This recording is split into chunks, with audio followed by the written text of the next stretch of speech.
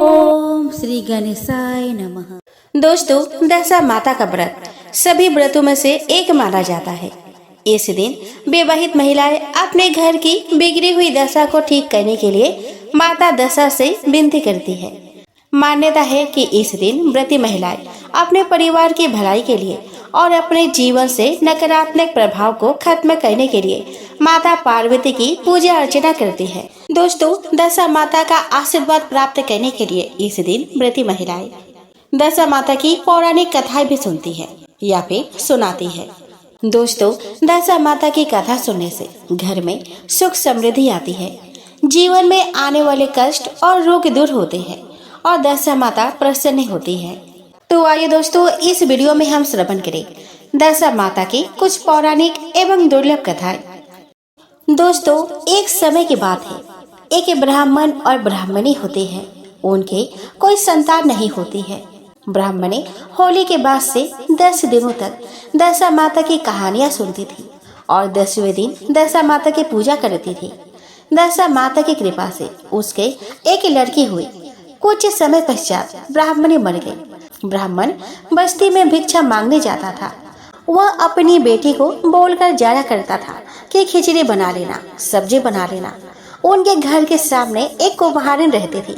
कुम्हारिन ने सोचा कि इस ब्राह्मण के पत्नी नहीं है तो मैं इसे शादी कर लूं। इसीलिए कुम्हारिन क्या करती है कि ब्राह्मण की बेटी की बनाई गई खिचड़ी और सब्जी में कंकड़ पत्थर डालकर चली जाया करती थी। ब्राह्मण जब भोजन करने बैठता तो उसके मुंह में कंकड़ आते। वह अपनी बेटी को बोलता कि बेटी, अच्छी तरह से साफ नहीं करती क्या, मुंह में कंकड़ आते हैं। उसकी बेटी बोलती है कि पिताजी, मैं तो अच्छी तरह से साफ करके ही बनाती हूँ। एक दिन जब ब्राह्मण के घर भोजन बन रहा था तो वह दरवाजे के पीछे छिप गया। वह क्या देखता है कि उसके घर खाना बनने के बाद कुम्हारिन आई और खिचड़ी में कंकड़ डालकर चली गई। वह जैसे ही जाने लगी, ब्राह्मण ने उसका हाथ पकड़ लिया और उससे पूछा कि तू प्रतिदिन हमारे भोजन में कंकड़ क्यों डालती है। कुम्हारिन बोलती है कि मैं तुमसे शादी करना चाहती हूँ। ब्राह्मण कहता है कि मैं तो ब्राह्मण हूँ और तू कुम्हारिन है, शादी कैसे हो सकती है। परंतु कुम्हारिन तो जबरदस्ती ब्राह्मण के घर आकर रहने लग गई। कुम्हारिन के एक कानी लड़की थी। ब्राह्मण की लड़की को कुम्हारिन खाने को पूरा नहीं देती थी, उसको मारती थी और उससे बहुत काम करवाती और बोलती थी कि सारे दिन बैठी रहती है, कुछ काम कर।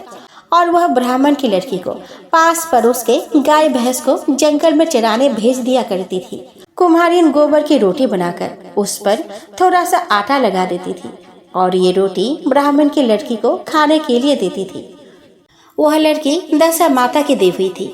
एक दिन दशा माता जब उधर से गुजर रही थी तो उन्होंने उसकी ऐसी हालत देखी तो उन्हें उस पर बहुत दया आ गई। उन्होंने उसे एक डंडा दिया और उससे कहा कि इसे गाय के सींग पर मारना, तेरे खाने और पीने के दोनों सामान आ जाएंगे। ब्राह्मण की लड़की प्रतिदिन जंगल में जाती और फिर खाना खा लेती और पानी भी पी लेती। इस प्रकार से करते करते ब्राह्मण की लड़की की हालत वापस सुधर गई। ब्राह्मण की लड़की की सुधरी हुई हालत देखकर कुम्हारिन को बहुत मिर्ची लगी। एक दिन सौतेली माँ ने अपने कारी बेटी को भी उसके साथ जंगल भेजा। सौतेली माँ ने कारी को बोला कि तू देख कर आना कि इसको कौन खाना खिलाता है जो इसकी हालत इतनी अच्छी हो गई है। जंगल में कानी ने सब कुछ देख लिया।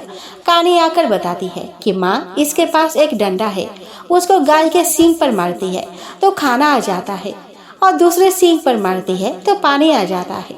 सौतेली माँ उस डंडे को चूल्हा में जला देती है। अब क्या था, ब्राह्मण की लड़की फिर भूखे मरने लगी। एक दिन ब्राह्मण की लड़की जंगल में बैठी हुई थी और एक सांप उसके पास जा रहा था। सांप उसे बोला कि बेटा, तू डरना मत, मुझे सपेरा पकड़ने आ रहे हैं। मैं यहाँ कुंडली मार कर बैठ जाता हूँ, तो मेरे ऊपर तेरी साड़ी ढक देना। सपेरा जब इधर आया तो उसने लड़की से पूछा कि इधर कोई सांप आया था क्या। लड़की ने कहा कि इधर तो सांप नहीं आया। सांप लड़की से बहुत खुश हो गया। उसने कहा कि तेरे ऊपर कभी कोई मुसीबत आवे तो मुझे याद करना। थोड़ी ही दिन में वह भूख के मारे कमजोर हो गई। दशा माता ने सोचा कि इस बार इसको ऐसी वस्तु दूंगी जो वह हमेशा अपने पास ही रखे, नहीं तो यह फिर भूख से मर जाएगी। तो इस बार दशा माता ने उसको वरदान दिया कि एक मुट्ठी खोलेगी तो खाना आ जाएगा और दूसरी मुट्ठी खोलेगी तो पानी आ जाएगा। एक दिन वह चैत्र के महीने की धूप में गाय चरा रही थी। धूप और थकान के मारे जब उसने खाना खाया तो वहीं पर सो गई और वह मुट्ठी बंद करना भूल गई। तो उसके पास खाने का ढेर लग गया और पानी का धारा बहने लगा। उसी समय एक राजा वन में शिकार खेलने आया। उन्हें बहुत तेज प्यास लगी थी। वो ठंडा पानी राजा के पास से बह रहा था।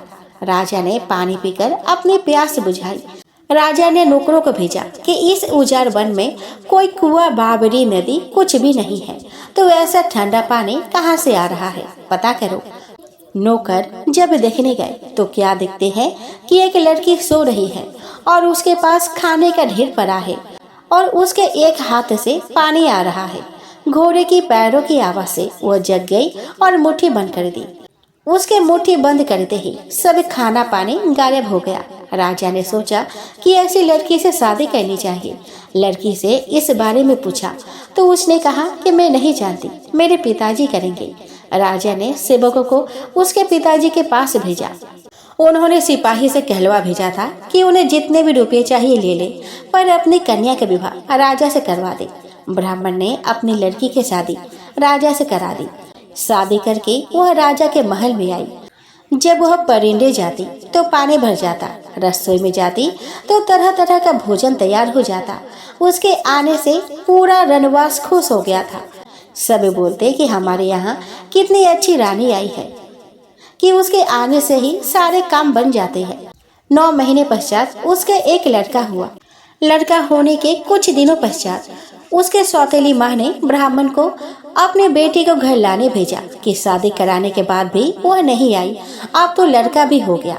लोग ताने मारते हैं कि बेटी को पीहर नहीं लाते, सो आप उसे लेकर आओ। यह बात सुनकर ब्राह्मण अपने बेटी को लेने गया। राजा ने अपनी रानी को भेज दिया। इधर सौतेली माँ ने अपने बेटे को समझा दिया था कि जब उसके दीदी आए तो उसको बहला फुसलाकर कुएं पर नहाने के बहाने ले जाना और उसके कपड़े जेवर खुलवा देना, यह बोलकर कि यह खराब हो जाएंगे, और बोलना कि पुराने कपड़े पहनकर नहा लो। नहाकर फिर से अच्छे कपड़े पहन लेना। जैसे ही वह कुएं में उतरे तो उसे कुएं में धक्का दे देना ताकि वह पानी में डूबकर मर जाए, और उसके जेवर कपड़े तू पहन लेना। जैसे ही ब्राह्मण की बेटी कुएं में उतरी, सौतेली बहन ने उसे धक्का दे दिया और वह गिर गई। गिरते ही उसने बासक राजा को याद किया कि हे बासक राजा, मेरी रक्षा करना। उसके प्रार्थना करते ही बासक राजा यानी कि बासुकी आए और उसे झेल लिया, डूबने नहीं दिया। नाग के फन पर बैठाकर उसे नागलोक ले गए और कहा कि यहाँ पर सभी तरह के नाग रहते हैं। उन नागों में कई नाग तो 9 फन वाले हैं, सो तू जाकर बोलना कि दादो भाई साहब नमस्कार, दादो भाई साहब नमस्कार। नागों ने सोचा कि चलो अपने भी मृत्यु लोक से एक बहन मिल गई। वह प्रतिदिन नागों के लिए कढ़ाई में ढेर सारा दूध गर्म करती और फिर दूध ठंडा करती और एक घंटी बजाती। घंटी बजते ही सभी नाग आकर दूध पी लेते। एक दिन रानी के सिर से घंटी हिल गई। उस समय दूध गर्म था। नाग आए, उन्होंने पिया तो उन सभी की जीभ जल गई। नागों ने सोचा कि आज इसने हमारी जीभ जलाई, आज शाम हम इसको खा जाएंगे। बासक राजा को पता चला तो उन्होंने रानी से कहा कि बेटा, आज ऐसा बोलना कि आओ मारे खांडिया बांडिया वीर, वीर पैरावे दखनी रोचीर, चीर पाटे चरके, वीर फरे दरके। नागों ने सोचा कि अपने बहन तो अच्छा आशीर्वाद दे रही है, आज इसको नहीं खाएंगे। उधर राजा अपने रानी को लेने जब ब्राह्मण के घर गए तो कुम्हारी ने रानी के कपड़े और जेवर पहनाकर कानी को राजा के साथ भेज दिया। अब वह घूंघट नहीं हटाती, कहीं महल में उसका शक्ल कोई देख न ले। दासियों ने उसे कहा कि रानी सा पंडेरे पधारो, तो उसने कहा कि क्या करूं पानी भरूं। रानी सा रस्सियों में पधारी तो उसने कहा क्या करूं खाना बनाऊं। सब कहने लगे कि ये तो पहले वाली रानी सा नहीं है। राजा ने कहा कि एक गुणती सिलाकर एक तरफ इस काने को भरना और दूसरी तरफ बड़े बड़े पत्थर भरकर काले बैल के ऊपर रखकर इसको ब्राह्मण के घर छोड़ा। सेवक ब्राह्मण के घर पहुँचे। कुम्हारिन तो बहुत खुश हो गई कि मेरी बेटी ने जाते ही मेरे लिए खूब माल भेजा है, परंतु जैसे ही उसने खोला उसमें से उसकी बेटी निकली। बेटी को देखते ही वो बोली कि ये बेटी कानी, तू तो कहीं नहीं समाई। कानी बोली कि माँ, तूने मेरे हाथ पैर क्यों तुड़वाए। उधर ब्राह्मण की बेटी दिवाली के त्योहार पर बहुत ही उदास बैठी थी। उसको उदास देखकर बासक राज ने पूछा कि बेटा क्या बात है, तो उदास क्यों है। वह बोली कि दिवाली का त्योहार आ रहा, कुंवर को कौन तैयार करे। बासक राजा ने कहा कि मैं पाइप पर लटक जाऊंगा, तो कमरे में चली जाना। वह कमरे में गई, कुंवर को दूध पिलाई। बासक राजा ने नए कपड़े और कड़ी दिए।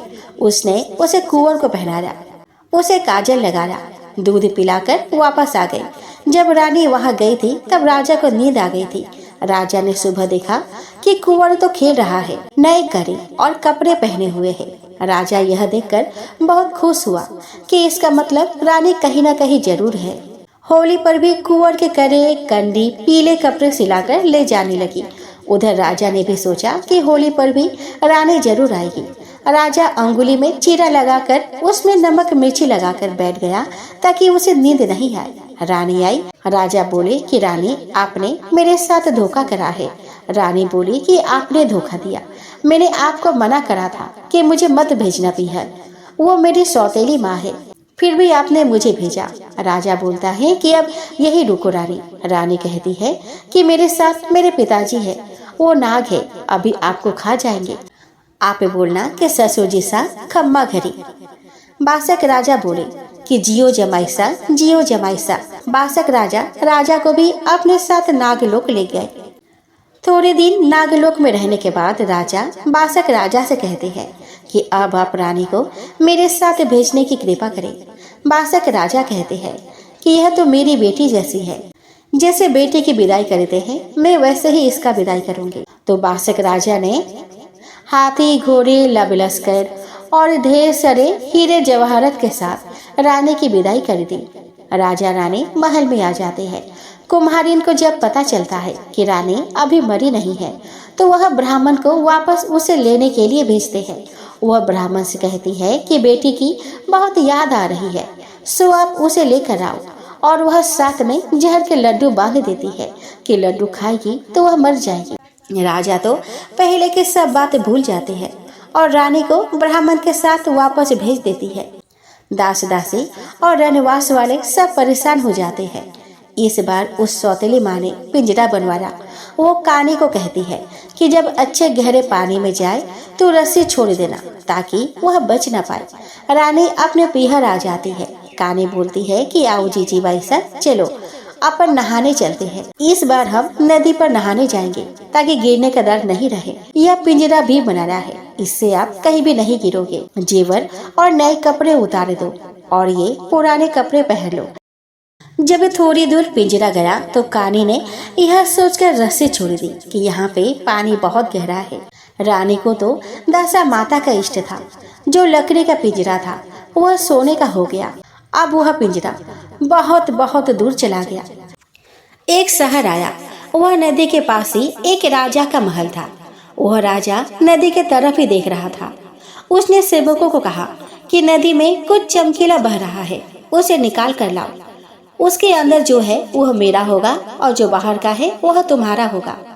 सेवक उसको लेकर आए। राजा ने ब्राह्मण की बेटी को अपना बहन माना और उसे लेकर अपने महल को गया। उस राजा ने अपनी रानी से कहा कि यह मेरी बहन है। ब्राह्मण की बेटी को तो दशा माता का बलिदान था, इसलिए वह जब भी रसोई में जाती तो खाना बन जाता, परिंदे में जाती तो पानी भर जाता। अब महल वाले भी बहुत खुश हो गए कि राजा की बहन तो अच्छी आई, कुछ भी काम करना नहीं पड़ता। उधर राजा अपनी रानी को लेने ब्राह्मण के घर गए तो कुम्हारी ने वापस कानी को रानी के कपड़े और जेवर पहनाकर भेज दिया। अब वह कानी बोलती नहीं थी तो राजा ने सोचा कि रानी नाराज हो गई होंगी। राजा ने जब उसकी शक्ल देखी तो बोला कि यह तो वही कानी कुम्हारी है। राजा ने वापस गुर्दी मंगाई और भेज दिया। सेवकों को बोला कि इस बार इतने बड़े बड़े पत्थर इस पर पटकना कि वह जीवित नहीं बचे। फिर काने कुम्हारिन को नीचे डालकर उस पर बड़े पत्थर डाले और उसे ब्राह्मण के घर छोड़कर चले गए।